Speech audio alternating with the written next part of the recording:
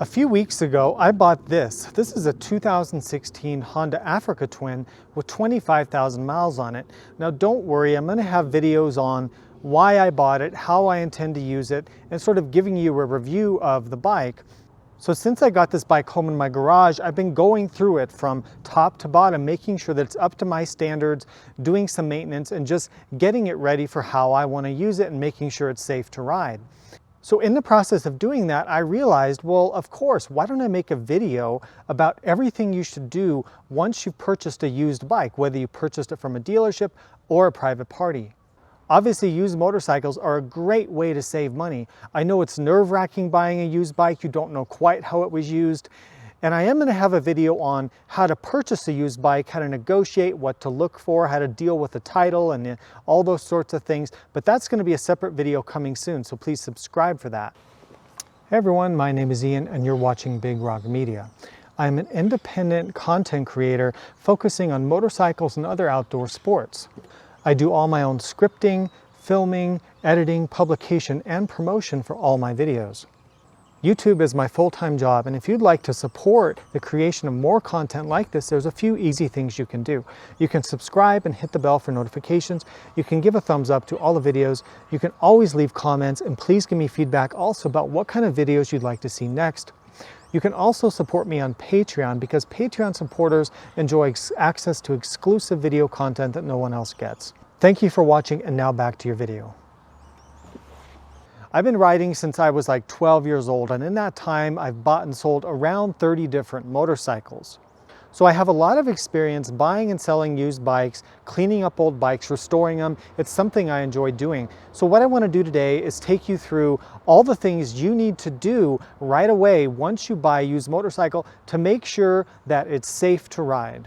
So whether you bought your used bike from a dealership or a private party, I'm sure that they told you that, oh, it's been meticulously maintained. It was owned by an aerospace engineer who changed the oil every Sunday and never took it off-road. Well, of course, I'm sure that's all true, right? But the reality is that you don't really know exactly how the bike was treated or how the maintenance was from the previous owner. So these are easy things you can do just to make sure that the bike is up to snuff and ready for your next adventure. So let's just jump in and get started. So the first thing that you want to check, and I'm not really going to go in order of importance, I'm just going to run through this list. So the first thing are the tires. So there's a few things on the tires I want you to look for. How old are the tires? So hopefully you asked the previous owner this. If not, that's okay. You can actually read the date code from the side. I'm not going to get into that right now, but you can look that up on the internet. So you can read the date code. But I also want you to do a visual inspection. So you're looking for tread. Make sure the tires still have adequate tread, that they're not down to the wear bars. But also, very importantly, check for things like cracks and check that the rubber is not too hard. You can buy a rubber durometer or hardness meter, but I think that's probably overkill. Basically just feel the rubber, make sure it feels like a normal motorcycle tire would. If the tires are very old, what happens is they sometimes can rot and crack, but also the rubber gets hard over time. Even if the bike has not been ridden at all, if the tires are like 5+ years old, you're going to need to go ahead and replace those tires, even if they have full tread, because the tires are going to be too hard and hard rubber cannot grip the road, which is unsafe. So the next thing is check the braking system. This is what's going to slow down your motorcycle. It's obviously very, very important. So there's a few things on the brakes I want you to check. First, look at the brake rotors. Make sure you don't see huge like gouges in them. Make sure that if you test rode the bike or when you first ride the bike when you get it home, make sure that you don't feel like a vibrating or pulsing when you brake. That could indicate a warped rotor, which oftentimes is caused by age and heat and indicating those rotors might need to be replaced. You can also measure the thickness of the rotor if you really, really want, and they have special instruments for that, but we probably don't need to get into that now. The other thing you want to look at is your brake pad. So the pad material is what actually contacts the rotor and allows your bike to stop. Brakes simply turn forward momentum into heat energy by using friction. You need to make sure that there's enough friction material left on the brake pads. So you can take a flashlight, you can look at your front and rear brake pads, make sure that you see a good amount of friction material still in there. If it looks like they're almost down to the metal backing, then you need to order some brake pads. Thankfully, they're cheap and fairly easy to replace.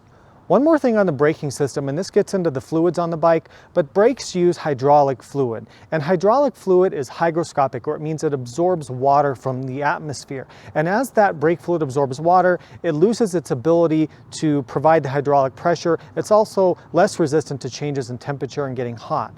So you want to look at your brake fluid on both your front and rear brakes. You can look in the little reservoir windows. You might need to pop the cover off to take a look, but make sure the brake fluid is fairly clear. If you see a dark colored fluid in the brake reservoirs, then that's a clear indication you need to get that brake fluid flushed and bled out as soon as you can. Also, one note on that, if your motorcycle has a hydraulic clutch, so if it has a hydraulic reservoir over here, make sure to check that hydraulic fluid as well. Usually that's going to be a brake fluid, but sometimes it isn't, so make sure. But the same thing that I talked about, the brake fluid, goes for the hydraulic clutch fluid as well. Next thing that you need to check on your motorcycle is your drivetrain. Now there's really three main types of drivetrains that we could be talking about. Let's cover chain drive first. So on a chain drive bike, there's a few things you want to look at.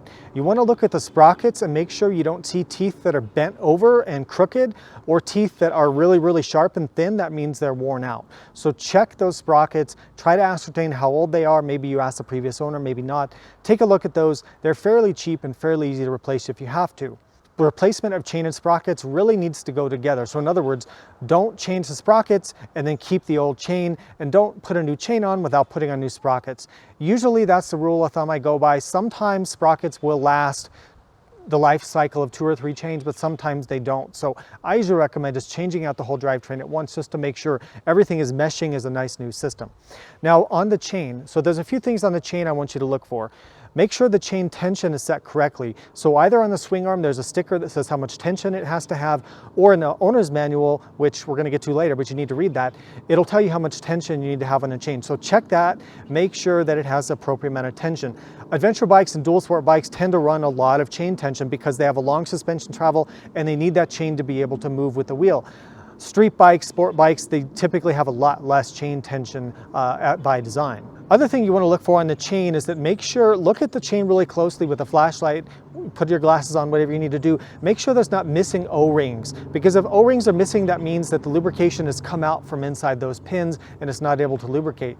The other thing you need to check on the chain is that spin the chain, make sure that, be careful though, don't get your finger in the chain in a sprocket, that's a very bad day, but make sure that there's no tight spots on the chain. Sometimes when chains get old, they develop tight spots, and so it creates a very uneven wear on the sprockets and the chain, and it's a very, very bad thing. And sometimes it gets so bad you can feel the whole motorcycle pulsating. Don't ask me how I know, but make sure to check the tension at various spots along the travel of the chain to make sure there's no tight spots in it. So that's very important.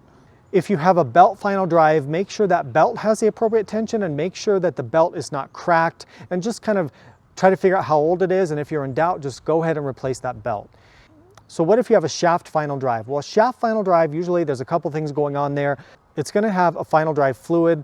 It's going to be a gear oil, and you can swap that out pretty easily on most motorcycles. The other thing is some motorcycles have splines where they engage the final drive into the rear wheel hub or engage it into the transmission. On some bikes you need to check and lubricate or grease those, other bikes you don't. So that's bike specific, just something to look into for your specific bike. So what about oil? So engine oil is a very important thing to do. So my rule of thumb is I don't care what the previous owner said or what the dealership said, I just go ahead and change the oil. That way I can make sure I'm putting in the oil that I want to use. Look up the spec for your bike, see what weight oil it takes.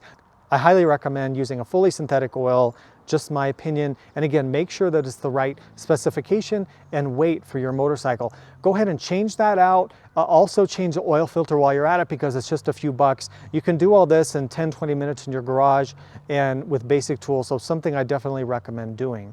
Because honestly, the truth is you just don't know when that oil was changed, even if the owner thinks they changed it recently. Okay, so next up on my list is the fasteners. So what I mean is that you need to go around the motorcycle and look at all the exposed fasteners that you can reach, especially things that affect your control points, your brake calipers, the bolts holding on your handlebars, the bolts holding on your wheels, your axles, right? Things holding on your luggage racks, your foot peg bolts, your shifter bolt, brake lever bolt, all those things that could potentially come loose over the course of, you know, the life cycle of a used motorcycle. You don't want things falling off on your ride. It can be very, very dangerous. So go ahead and do a general fastener check over the whole motorcycle and look for loose things and torque them down.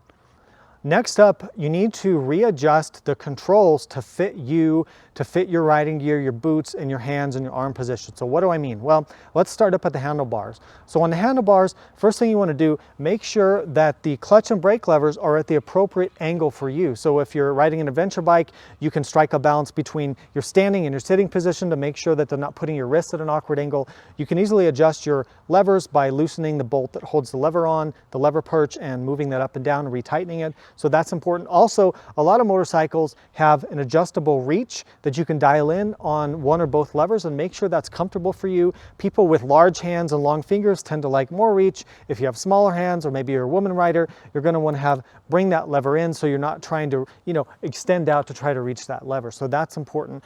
The other thing on the handlebars, make sure that a lot of times the previous owner will have either rotated the bars forward or back or done something stupid. So make sure they're kind of in a nice neutral position that makes sense for you. Some people prefer a little bit lean back. Some people who stand a lot like to turn them forward a little bit. On this bike, I actually did go ahead and rotate them up forward so that when I'm standing, I don't feel quite as awkward or quite as far back. Next up on the controls, make sure that your shift lever is in the right position. So when you take a test ride on the bike, okay, and make sure that whatever boots you like to wear, that you can comfortably upshift and downshift. What I find is a lot of times when I buy a bike or ride someone else's bike is that I have to move the shift lever slightly up because I can't get my large motocross or adventure boot underneath that shift lever to get a proper upshift. So sometimes I have to adjust things just a little bit there. You can adjust these. They're either going to have a style where you take the lever off and reposition it on the shaft and screw it back on, or they're going to have an arrangement like this bike where you loosen two nuts and then rotate a rod. It's going to lower or raise the shift lever, and then you can tighten it down and you're good to go. The other thing is the rear brake lever. Make sure that you can reach the rear brake lever with your foot in a natural way that's comfortable for you, both when you're sitting and when you're standing up if you're riding an off-road bike. Next up on my list is reset the suspension settings. So if your bike has adjustable suspension, which a lot of motorcycles do, so whatever adjustments you have, preload, rebound damping, compression damping, go ahead and set those all to the factory standard specs. So look in your owner's manual, and if you don't have that, just put them all to the middle setting. So set your preload in the middle and set all of your valving settings, your rebound and compression damping, in the middle spec or to the standard spec that your owner manual specifies. The reason for this is that the previous owner may have screwed up the suspension and you may be experiencing too soft of a ride or too harsh of a ride when you ride the bike. So make sure that you start at a baseline by having all that suspension leveled out, then go ride the bike and make adjustments from there. And yes, I will have videos on how to adjust your suspension in later on. Next up on my list is lighting. Make sure that your turn signals, your brake light, your tail light or running light, and your low beam and high beam headlight are all working properly. This goes without saying. It's a safety issue, just something you want to check. Typically bulbs are cheap and easy to replace. The exception to that is modern day motorcycles with LED headlights. Hopefully those LED headlights are lasting forever or practically forever. If not, then they can get pretty expensive to replace. Finally, the last thing that I want to tell you to do is go ahead and find the owner's manual to your motorcycle. If you don't have an owner's manual, make sure you order one. You can get it at your dealership or buy it online. Keep it under your seat with your insurance and registration paperwork, but go ahead and read that motorcycle manual cover to cover because it talks about maintenance, it talks about adjustments, it talks about how to work your electronics, how to set your dashboard, all the things like that. The first thing I do when I get a bike, even if I'm testing a press bike that I get nowadays, I actually read through the manual because I want to understand how the motorcycle works. So that's something that I really recommend doing. So those are the main, most important things that I highly recommend you go through once you get a used bike home. I know it may seem like overkill, but in my opinion, it really is not. You need to baseline the motorcycle. Try to bring it back as close to factory specifications as you can. Now, there's a few other things that I didn't mention in my main list that I want to bring up now. One is aftermarket mods. So if your bike has a lot of aftermarket mods, you want to go ahead and evaluate those and determine whether they're meeting your needs or making the bike worse for you. You can take aftermarket things off and replace them with stock parts if you have them, but just check to make sure that whatever aftermarket is on the bike is fastened appropriately and works for your needs, and if not, maybe consider removing it. A few maintenance items which are not urgent, but you might want to know when they were last done and maybe put on your schedule or budget to get them done. Valve inspections, which vary widely from different motorcycles. Some motorcycles have hydraulic valves that never need to be checked. Some need to be checked all the time. I'm looking at you, KTM dirt bikes. So anyway, budget for that or know what that is, and that's something you need to plan for, either to do yourself or have the dealership do. Things like the air filter. So the air filter, if you ride a dual sport bike and a adventure bike, you probably want to change those out or clean those right when you get the bike. If it's a street bike, you can probably assume that it's not too dirty, but try to figure out when it was last changed. And if not, if you don't know when it was last changed, go ahead and change that out. Air filters are 10, 20 bucks and typically pretty easy to change. And of course, other things to remember once you take home your nice new used motorcycle, make sure you call or go online to update your insurance, to add the motorcycle, get an ID card for that. Make sure that ID card's in your phone or under the seat with your registration. Also make sure you do the change of ownership, get the title and the registration sorted out so you don't have any issues down the line.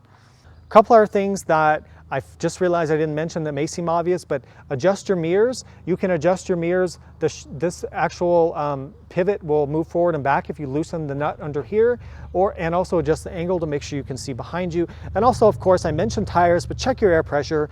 Make sure that you look at the air pressure listed on your swing arm or your motorcycle frame, or go to your motorcycle owner's manual and make sure that they're set correctly. That's very, very important, and I forgot to mention that earlier. So let me know what you all think. Did I miss anything? What do you like to do when you get a used bike? Let me know down below in the comments what you think. I really appreciate your guys' feedback on this. So I hope this video was useful. If it was, please hit the thumbs up, please subscribe and hit the bell, please leave a comment, and of course, please consider supporting me on Patreon if you want to support future motorcycle content like this. Thanks again for watching. Ride safe. We'll see you out on a trail. Okay, give it the beans.